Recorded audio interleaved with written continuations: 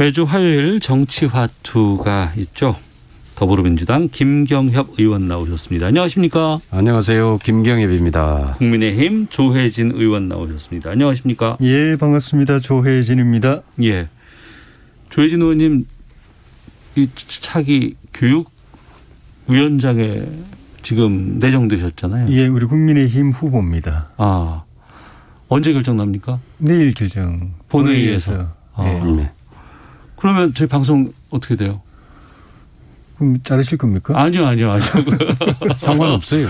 괜찮습니까? 안 잘리면 저도 지금 있습니다. 정보위원장 하고 있는데. 아, 지금 하고 계시나요, 예. 지금? 어떻게 이렇게 무관심해요? 관심이 없어요. 그래서 정보위는 워낙에 좀 이렇게 좀 조심스러운 곳이라서. 네. 아, 알겠습니다. 자, 그럼 두 위원장과 위원장 내정자와 함께하는 예. 정치화투 본격적으로 좀 말씀 나눠보도록 하겠습니다. 축하드리고요. 예. 자, 근데 지금 법사위원장은 지금 내일 되는 게 아니고 대선 끝나고 나서 그 다음에 국회 하반기. 국회 후반기 하반기에서 국회. 예. 국민의힘이 맡기로 좀 사인은 되어 있는 상황이잖아요. 2년씩 나눠서 하는 걸로 돼 있죠. 아니 근데 윤호중 원내대표가 사인하는 것에 보면 국민의힘이 맡기로 되어 있다. 후반기. 예. 이렇게 이제 명확히 되어 있습니다. 예. 근데 지금 여기에 대해서 입장들이 좀 갈리는 것 같아요. 왜냐하면 현 원내대표 임기 그때가 아닌데 그때는 그걸 이렇게 합의할 수가 있느냐라는 지적이 나오는 것도 있고, 그다음에 이제 법사위의 기능을 축소하는 뭐 체계작구 심사 조정이라든가 아니면 120일을 60일로 조정하는 거는 거기에 포함이 되어 있던데 지금 어떻습니까? 당내에서는 이게 완전히 결정이 되고 다 끝난 건가요? 아니면은 여지가 좀 남아 있는 건가요? 민주당에서? 아직 이제 상임위원회 통과한 상황이라서 네. 아마 본회의 전에 아마 또 의총을 한번 하긴 해야 될 텐데요. 네. 일단 이제 가장 컸던 문제가 법사위가 그동안에 체계자구 심사라는 이름으로 해서 거의 모든 법안들을 붙잡고 식물국회를 만들어 왔다는 법사위의 횡포 문제를 네. 어떻게 해결할 거냐, 이게 이제 핵심인데, 네.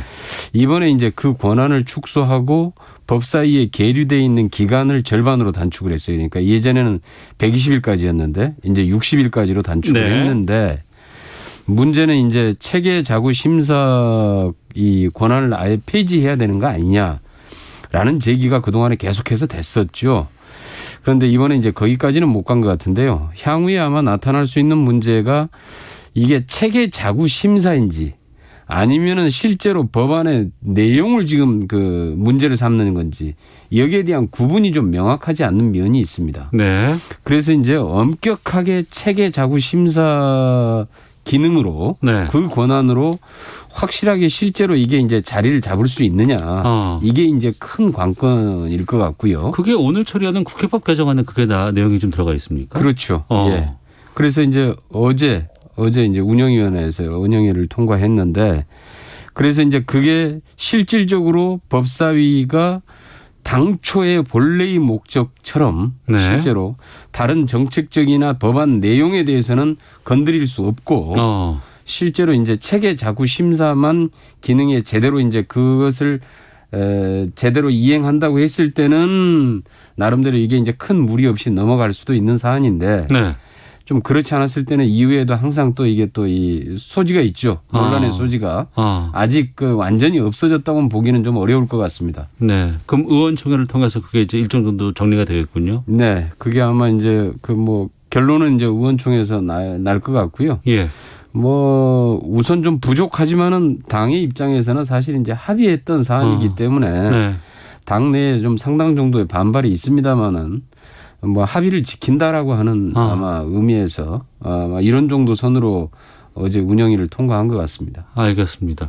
어떻게 보세요? 민주당 쪽의 이런 입장에 대해서는? 그건 여야가 큰 이견이 없는 것 같습니다. 네. 여야가 이제 계속 바뀌면서 똑같은 걸 느껴왔기 때문에, 그러니까 법사위가 체계자구 심사권이라는 걸 가지고 실제로는 체계자구가 아닌 내용을 심사를 하고 그건 네. 월권이죠. 사실. 네. 예. 각 상임위에서 동료 의원들이 다 내용 심사해서 올린 건데 내용까지 심사하는 건 월권이고, 그다음에 또 그 심사한다고 그러면서 붙잡아 놓고는 그 다른 그 상임위에서 처리된 걸 빨리 처리 안 하고 묻고 질질 끌고 네. 또는 정부나 또 관계 또 기관들을 말하자면 좀 길들이기 비슷하게 하면서 악용한 그런 폐단들이 뭐 여야 할 것 없이 공통적으로 느껴온 부분이기 때문에 네. 그거는 이번 기회에 개혁이 돼야 되고 그런 측면에서 체계작구 심사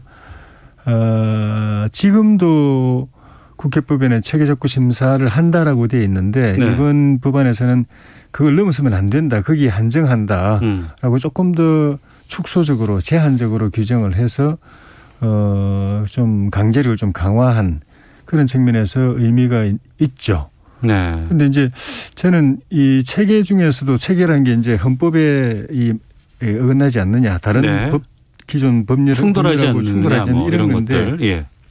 특히 헌법에 어긋나지 않느냐는 부분을 좀 깊이 들여다볼 필요가 있을 것 같아요. 지금 뭐 국회가 사실 창피한 게 위헌 법률 심사 그 국회 심판 청구된 그 중에 41%가 지금 위헌 결정이 나고 있어요. 국회에서 입법을 했음에도 불구하고. 예. 그래서 그건 사실 창피한 거거든요. 알겠습니다. 그래서 그런 기능을 좀 더 강화하는 것이 이 체계작구 심사권의 본래 취지에 좀 맞는 것 아닌가. 그걸 넘어서서 월권하면서 내용을 들여다보고 질질 끌고 이런 거는 이번 기회에 싹 없앴으면 좋겠네요. 네. 알겠습니다. 41.4% 전체 법률 말고 위헌 심판 청구된 법률 중에서 위헌 심판이 청구된 법률 중에서 41.4%가 위헌이 결정나는 거예요. 그러니까. 알겠습니다. 자, 본격적인 주제로 좀 들어가 보도록 하겠습니다. 어제 권익위에서 국민의힘 또 비교섭단체 정당 소속 의원들의 부동산 거래 전수조사 결과를 발표했습니다. 이전에 민주당은 결과 발표가 났었고 12명에 대해서 출당 권유가 조치가 이제 나갔었고요. 탈당이라든가. 12명이 국민의힘에서도 지금 의혹의 당사자로 지목이 됐습니다. 명단이 어제도 나왔고 오늘도 나왔어요. 버전이 2개예요. 네. 네. 그래서 지금 연합에서는 뭐 공개를 했다고는 하는데 구체적인 이름은 제가 아직 하진 않겠습니다. 국민의힘 이준석 대표가 명단에 대해 확인해 줄 수 없다는 입장을 밝혔고 연합에서는 지금 이게 나왔거든요. 지금 아직 정확한 건 아니라는 겁니까? 어떤 겁니까? 이게 지금? 그렇죠. 어제 돌았던 명단 중에서 제가 받아본 명단 중에서 오늘 나온 보도에서는 6개가 맞고 6개가 틀립니다. 네. 그러니까 다른 거죠, 그러니까. 예, 어제 명단 중에서 6명이 빠졌어요. 오늘 돌고 있는 명단에는. 오늘 돌고 있는 명단은 우리가 해당 의원들에게 소명을 받으면서 네. 아마 그 명단이 취합이 돼가지고 이렇게 외부로 유출이 된 거 아닌가 싶은데 예, 그렇게 공식적으로 확인된 게 아니기 때문에 또 해당 의원들한테는 또 이게 이제 좀 억울한 불이익이 갈 수도 있고 하기 때문에 네. 또 내용적으로도 확인 절차를 밟고 있는 중이기 때문에 이준석 대표가 지금은 발표할 단계가 아니라고 이야기를 한 것 같아요. 내용을 좀 더 파악을 하고 또 저희 권익위에서 넘긴 자료하고 본인의 소명하고를 대조해가지고 사실 확인을 하고 네. 그 다음에 이제 윤리위에 회부할 단계가 되면은 명단은 나오겠죠. 예. 지금 어떤 수위로 어떻게 하겠다라는 것들이 아직 결정된 건 없어요? 그 단계가 아니죠. 다만 이제 원칙은 민주당보다 더 세게 하면 세게 하지 네. 약하게는 안 하겠다라고 천명을 한 바가 있죠. 그러니까요. 예, 그리고 국민의 눈높이에 맞게 조치하겠다고 공표한 게 있죠. 네. 권익위 조사 결과 발표가 났을 때 어떻게 보셨어요? 우선은 이제 우리 이전에 이제 민주당의 경우에 일단 좀 그 당사자들은 충분한 소명의 기회를 주지 않았다라는 거에 대해서 문제 제기를 많이 했어요. 민주당에서는 그리고 맞습니다. 이제 이미 뭐 수사를 통해서 몇 분은 그 무혐의 해당되지 않는다라고. 그 당시에 우선 나가고 살아서 돌아오라 이런 얘기가 있었잖아요. 그 당시에는 이제 바로 당 차원에서는 우선 강력하게 조치를 취했죠. 네. 탈당 공고하고 비례대표 후보에 대해서는 제명 조치하고 이렇게 해서 했는데 그렇게 해서 일단 탈당을 한 다음에 당적 없이 수사 제대로 받고 수사에서 무혐의 받으면은 다시 네. 복당하면은 복당을 받아주겠다. 이제 이렇게 처리를 했는데 우리보다 국민의힘이 더 세게 강력하게 조치를 취하겠다라고 이준석 대표가 발표 전에 얘기했었죠. 이미 했단 말이에요. 예. 이보다 더 센 조치는 이제 그 제명 아니면은 출당 이거밖에 없을 것 같은데 그래서 지켜보고 있습니다. 어떻게 하는지. 근데 우리는 탈당 권유만 해도 네. 같은 탈당 권유라도 민주당하고 우리하고 틀려요, 내용이. 어떻게 다릅니까? 그래서 탈당 권유만 해도 민주당보다도 우리가 더 강한 조치가 되는 게 예. 민주당은 탈당 권유는 말 그대로 권유하는 겁니다. 본인이 안 나가면은 본인이 안 방법이 나가면 못 나가면 쉽지 그래서 않죠. 지금 12명을 탈당 권유했는데 2명만 나가고 10명 그대로 남아 있습니다. 그러니까 탈당 권유를 하면 그걸로 이제 당으로서는 조치 끝나는 거고 그다음에 본인이 탈당계를 내야 되고 네네. 그다음에 그거를 의총에서 또 받아줘야 예. 그게 탈당 조치가 되는 겁니다. 그러니까 지금 10명은 그대로 당적 보유하고 있는 거고 근데 우리는 탈당 권유가 사실상 제명 조치입니다. 열흘 시한부 제명 조치예요. 탈당 권유를 했는데 열흘 동안 탈당계를 내지 않으면 자동 제명되는 그래요? 겁니다. 네. 그러니까 그게 탈당 권유가 사실상 제명 조치죠. 열흘만 시간을 주는 제명 조치인 거죠. 네. 오늘 화상으로 우리 당이 두 명만 탈당한 게 아니고요. 예, 2명만 하셨고 7, 8명 했어요. 아니요. 나 10명은 그대로 당적하고 계시잖아요. 아니요. 이제 탈당했어요. 아니요. 확인해 그 보세요. 비대만 이제 그 제명 비대는 제명을 해서 이제 의총에서 제명 처리를 했고 아니, 탈당계를 냈는데 의총에서 처리를 안 하신 거죠. 아니요. 탈당계 내서 탈당되신 분들이 7인가 8명인가 있습니다. 아니요. 그분들 상임위 한 배치를 한 거죠. 상임위 원래 그 자리에 민주당 자리에 그대로 앉아 계시지 않습니까? 두 분은 중요하신데 저희 만약에 당직이 바뀌면 민주당 의석에 못 앉아 있고 우리 쪽으로 넘어오게 돼 있거든요. 예를 들면 양향자 의원 같은 경우에 탈당이 됐기 때문에 우리 기재위에서도 우리 쪽에 와 있어요. 그 나머지 의원들은 의석에 그대로 계십니다. 민주당 의석에. 알겠습니다. 좀 더 확인해 보겠고요. 예. 민주당은 소명을 듣지는 않았잖아요. 우선 먼저 권유를 하고 그리고 나서 이제 수사기관에서 소명을 받고 판단을 받고 오라는 거였고 그렇죠. 국민의힘은 오늘 화상으로 뭐 직접 소명까지 들었다면서요. 예, 최고위원회에서 계속 화상으로 소명 절차를 밟고 있습니다. 분위기는 어땠답니까? 뭐 사실 재생은 비공개했기 때문에 제 재생은 모르겠는데 일부는 이제 국민권익위원회에 보내선 저 자료가 좀 불명확한 것도 있고 최종적으로 판단이 좀 필요한 거다라는 정도만 알고 있죠. 네. 예. 그러면 일괄적으로 됩니까? 아니면 소명 이후에 이게 좀 소명에 따라서 상황이 달라질 수도 있습니까? 그 소명 내용이 윤리위의 징계 심사 자료가 되는 거죠. 예. 김기호 의원께서는 국민의힘에서 어떤 정도 조치를 취할 걸로 전망하세요? 그러니까 아까 말씀드린 대로 이미 이준석 대표가 민주당보다 더 강력한 조치를 취한다고. 그건 그렇게 얘기를 했는데 뭐 소명이라든가 이런 걸 보고 그건 이제 있잖아요. 그 국민의힘 내부에서 결정할 사안이죠. 예. 그렇군요. 예, 그보다는 민주당보다는 더 세게 나오지 않겠어요? 그렇겠죠. 근데 이 부분 갖고 지금 얘기가 나오는 게 민주당도 12명, 국민의힘도 12명이 나왔어요. 권익위에서 조사 결과를 했더니. 예.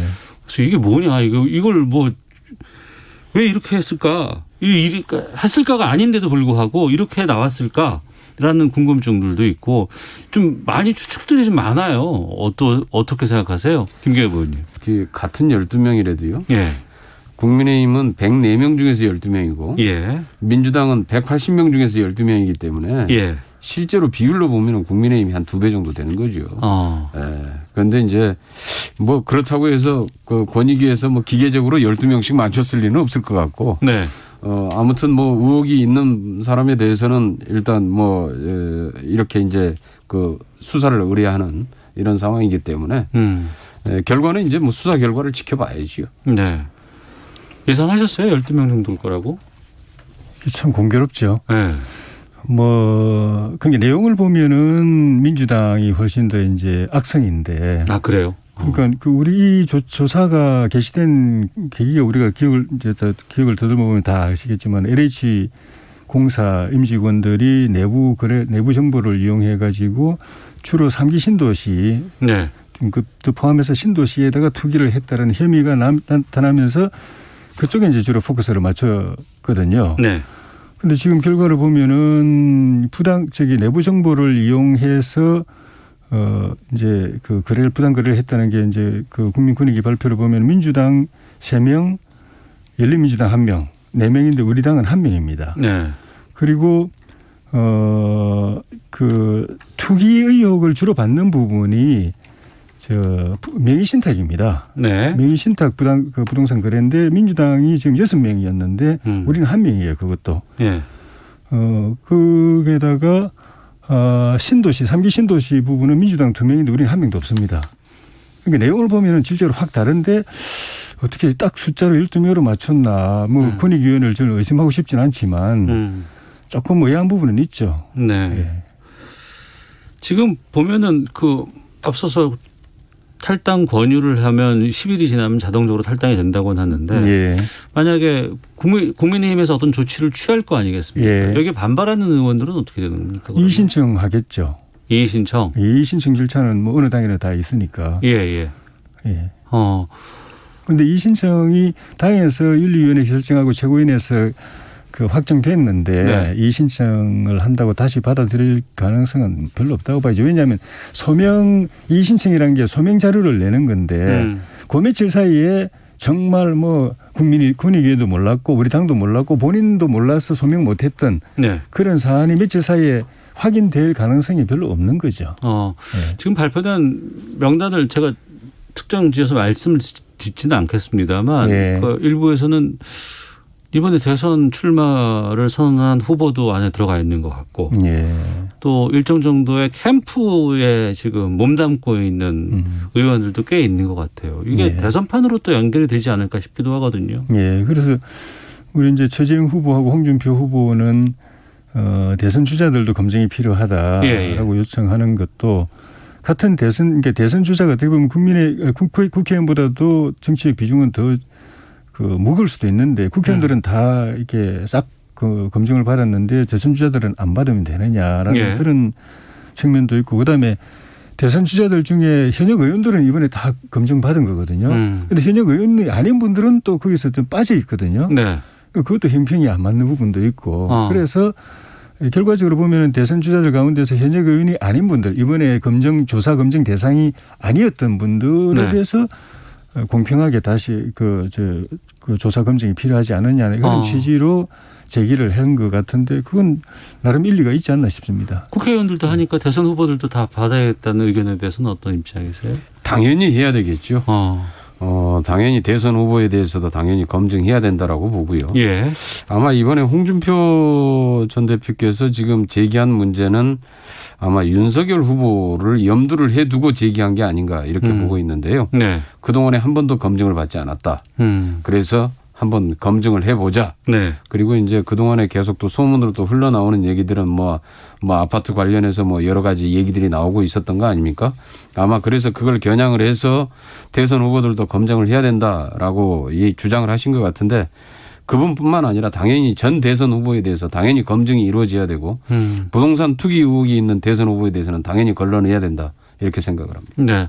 앞서 탈당 권유한 12명에 대해서 지금 수치 좀 남아있다 나갔다 얘기하고 계시는데 그 이후의 상황이 좀 궁금합니다. 우상호 의원 같은 경우에는 경찰에서 불입건 조치 결론 났다고 지금 하고 있고요. 다른 분들은 지금 어떤 결과가 되는지 혹시 아시는지 궁금하거든요.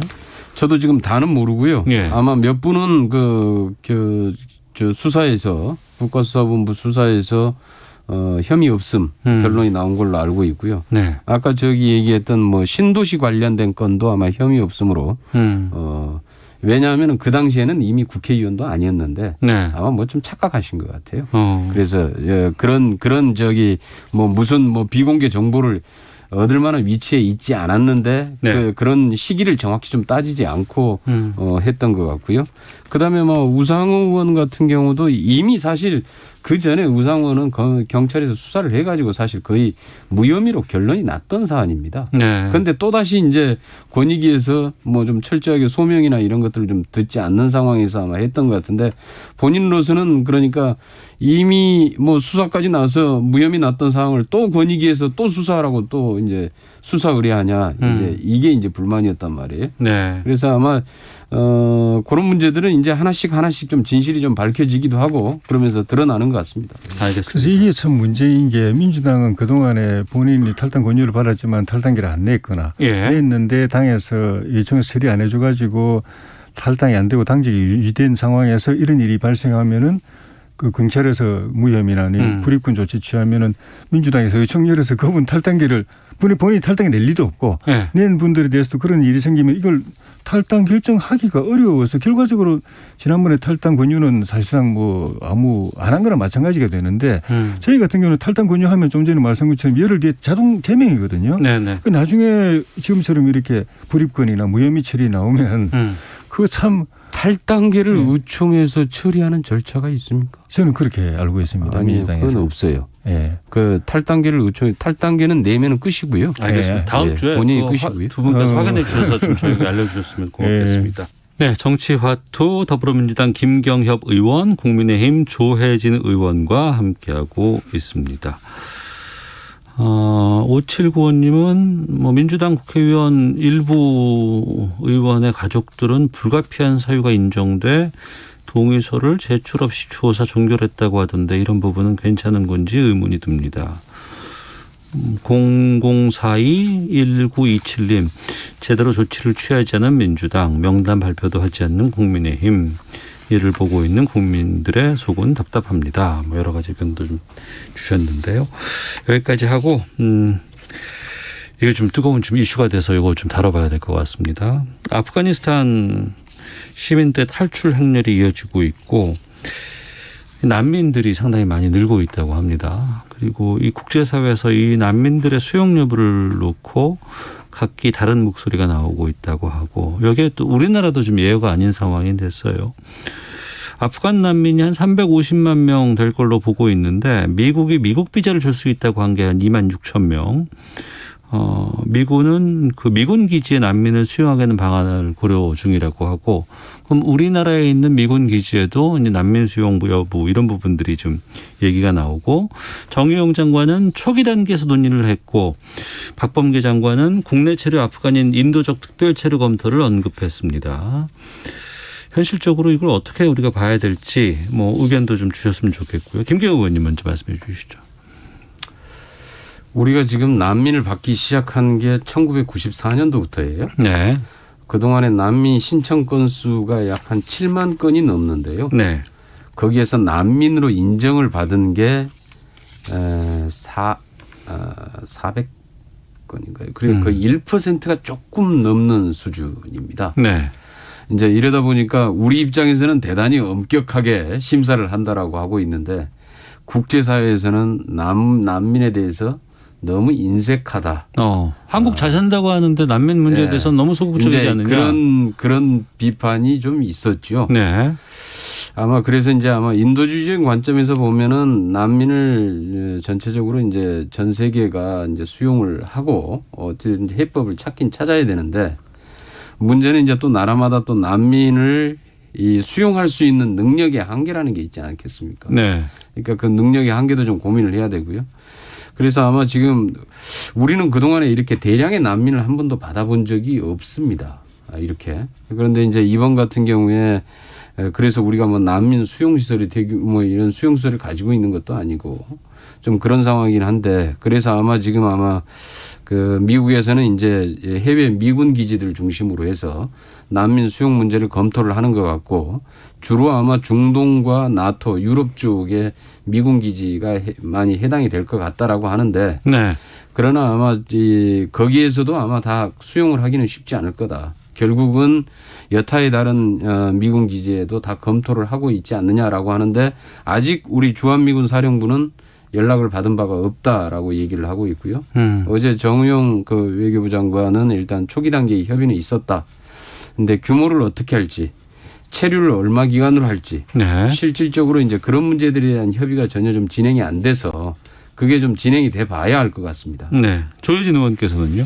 그 주무장관이 박범계 장관인데 박 장관이 이야기한 거는 일단은 국내에 이미 와 있는 그 아프간 사태와 관계없이 국내에 들어와 있는 아프간 국민들 네. 그 체류 기간 끝나면 나가야 되잖아요. 근데 갈 나라가 이제 없게 될 수 있으니까. 예. 그러니까 그건 사지로 보내는 거에 돼버리는데 딴 나라 안 보내주면 결국 아프간으로 가야 되는데 네. 그거는 인도주의에 안 맞다 해서 체류 연장을 좀 해주려는 분위기고 그건 좀 뭐 맞다고 봅니다. 네. 그다음에는 아프간 주민들 가운데서 우리 공간에 근무했던 직원들 그리고 우리 가족들. 파병 부대에 좀 협조했던 예. 분들도 꽤 있다고 하더라고요. 예. 우리 군이나 또 기업체 등등 이렇게 공적으로 이렇게 우리 협력했던 당사자들과 가족들을 받는 문제를 적극적으로 검토하고 있다. 그런데 그건 저는 옳다고 봅니다. 네. 그렇게 해야 대한민국이 자국을 위해서 협력한 사람들 끝까지 책임지는 나라다라는 국제적 인식이 전 생길 걸로 보고 그게 인권에도 맞고 국익에도 맞고요. 예. 그 다음에 이제 나머지 이제 난민을 받아들일까 한 것인가 하는 문제는 아주 좀 전에 뭐 김경영 의원님 쭉 설명하신 대로 우리 형편에서는 그렇게 쉽지 않은 상황. 아까 400 몇 분이라고 말씀하셨는데 제가 알기로는 799건이네요. 예. 보니까 이 난민으로 인정된 게 내가 아까 착각을 했는데 네. 신청 건수가 7만 1,042건이었고 예. 이 중에서 난민으로 인정된 건수가 799건. 그래서 인정률이 1.12% 예. 이렇게 나와 있네요. 지난번에 그 예멘 난민 사태도 있었지만 그중에 극히 일부만 네네. 난민 그 인정이 되고 나머지 인도적 체류 나머지 일부도 인도적 체류 정도로만 우리가 이제 배려하고 있는 상황이어서 이러면 다각적으로 복합적으로 우리가 좀 검토해야지 뭐 네. 쉽게 할 수 있는 일은 아닌 것 같고 미국이 미군 기지에다가 난민들을 받아들일 경우에는 거기는 일단 치유법권 지역이기 때문에 미국이 일차적으로 그렇죠. 판단하는 미국이 한다고 문제지만 그러면은 우리하고 뭐. 이제 협의는 해야 되기 예, 때문에 예. 그 협의 절차를 밟고 있다는 것 같고요. 어떤 그 난민으로 받아들인 문제는 기존에 다른 난민 지금 뭐 의원님 말씀하신 대로 현재도 계속 난민 신청하고 심사받고 있는 분들이 그 인정이 안 되고 있거든요. 거기하고 그 형평성 문제도 있기 때문에 아프간 난민들만 우리가 받아준다고 하기도 좀 어려운 부분도 있죠. 네. 예. 그리고 지금 그 어찌됐건 간에 아프가니스탄을 탈레반이 이제 장악하고 점령하지 않았습니까?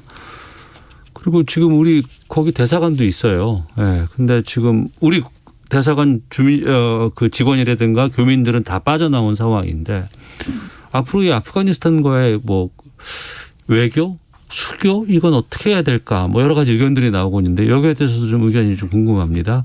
김기현 의원님. 일단 지금 탈레반 정부가 네. 이제 그 어느 정도 뒷수습이 끝나고 네. 실질적으로 좀 외교적인 방침을 정하지 않겠습니까? 네네. 아마 탈레반 정부 입장에서는 외교 관계는 계속 하고 싶다. 그리고 뭐 개혁 개방적인 자세를 취하겠다라고 얘기는 하고 있습니다만은 실제로 이제 그게 실현이 될 것인가는 좀 더 봐야 될 것 같고요. 네. 거기에 따라서 실질적으로 이제 다시 외교 관계를 복원할 수도 있고 아니면 그건 또 안 할 수도 있다. 이제 이렇게 보는데요. 그래서 그건 좀 지켜봐야 될 것 같습니다. 지금 섣불리 좀 판단하기는 좀 쉽지 않은 문제로 보여집니다. 네. 조혜진 의원님. 그 며칠 전까지만 해도 이 그룹은 반군이었거든요. 예, 예. 우리하고 외교관계 맺을 수 있는 이게 국제사회하고 외교관계 맺을 수 있는 대상이 아니었죠. 그렇죠. 예. 그런데 지금은 또 현 정부 기존 아프간 정부가 또 반군이 돼 있는 겁니다. 예, 예. 그러니까 조금 유동적인 상황인데 다시 반군이 기존 아프간 정부 반군화된 아프간 정부가 다시 또 탈환해가지고 또 정부를 세울지 이건 좀 봐야 되지만 현재로서는 현재 이 탈레반이 새 정부가 될 가능성이 많은데 이 정부가 국제사회 규범에 맞게 정상 국가가 될 것이냐를 좀 봐야죠. 네. 그렇게 하겠다고 말은 하는데 행동은 전혀 딴판으로 하고 있으니까 진짜 말 그대로 정상적인 국가 운영을 하는 단계에 되면은 이제 국제사회하고 같이 좀 보조를 맞출 필요가 있죠. 그리고 유엔의 태도도 입장도 좀 봐야 될 것이고. 네. 뭐 그렇게 하면 되지. 우리가 섣불리 아직 뭐 판단해야 될 만큼 절박한 사유는 없을 것 같습니다. 아프가니스탄 상황에 대해서 국민들의 관심이 상당히 높아요. 그리고 또 정치권에서 이 미군 철수 이거 관련해서 여러 가지 또 얘기도 나오고 여기에 대해서 좀 빗대서 의견이 좀 분분한데 정치권의 입장은 어떤 겁니까 그러면? 그러니까 결국은 우리 안보, 우리의 생명과 안위는 우리가 지킨다라는 네. 걸 갖다가 다시 한번 보여준 미국은 아니다. 한국과의 동맹은 뭐 약속 변함없고 아프간 같은 일이 한국에서는 안 생긴다라고 이야기하지만 제가 봐도 그건 100% 믿을 수는 없어요. 왜냐하면 그 바이든 정부도 이야기한 게 한국에는 미국의 국익이 있기 때문에 네. 철수를 안 한다라고 그러는데 국익이 바뀔 수 있죠. 그러면 철수한다는 의미도 될 수 있기 때문에 그런 상황에 그리고 여러 가지 한미 동맹도 많이 약화됐고 우리 안 할래 안 할 수 없는 상황도 있기 때문에 그에 대해서는 정말 철통 같은 말 그대로 자주국방 태세를 갖추어서 네, 네. 준비를 해야 된다고 봅니다. 알겠습니다. 김기현 의원님. 우리 이제 주한미군 같은 경우에 성격이 좀 다르죠. 아프가니스탄하고. 주한미군 같은 경우는 이제 대북 전쟁 억지력도 이제 목표이긴 하지만은 하나의 동북아 지역에서의 균형자로서의 대중국, 대러시아 이런 이제 좀 강대국들 사이에서의 동북아 지역에서의 이 무게중심 일종의 좀 균형자 역할을 한다라고 하는 취지가 있죠. 그게 이제 미국의 크게 보면은 동북아 전략의 아주 핵심 축을 담당하고 있는 것이고요. 네. 그래서 이제 그건 이제 결국은 미국의 이해관계에 일치하는 부분이죠. 그래서 이제 아까 얘기했던 우리 이제 바이든 대통령이 하는 얘기 중에 하나가 그것은 미국의 이해관계와도 일치한다라고 하고 있는 건데 그래서 이제 좀 다릅니다. 아프간하고는. 그래서 실질적으로 그리고 또 한미 간의 이제 동맹 관계가 굉장히 역사적으로도 오래되어 있고 지금 이제 지난번 한미 정상회담 과정을 통해서 사실 오히려 동맹 관계가 더 강화되고 네. 발전돼 왔죠. 오히려 4차 산업 경제 동맹으로까지 이제 확대 발전하고 있는 상황이기 때문에요. 네. 그런데 무엇보다도 중요한 건 방금 우리 조혜진 의원님도 말씀을 하셨지만은 국방은 스스로 해야 됩니다. 자주국방. 안보는 자기가 지켜야 됩니다. 자기가 힘이 있어야 그다음에 동맹도 도움이 되는 거고 누가 옆에서 알겠습니다. 도와주는 것도 조금이라도 도움이 되지. 그런 차원에서 전작권 전환 이런 거 신속하게 하고 우리 자주국방 태세를 좀 갖추는 것 이런 데 좀 집중해서 신경을 써야 될 때가 아닌가 이렇게 보여집니다. 알겠습니다. 여기까지 하겠습니다. 정치와투 김경엽 의원, 조혜진 의원과 함께했습니다. 말씀 고맙습니다. 고맙습니다. 네, 감사합니다.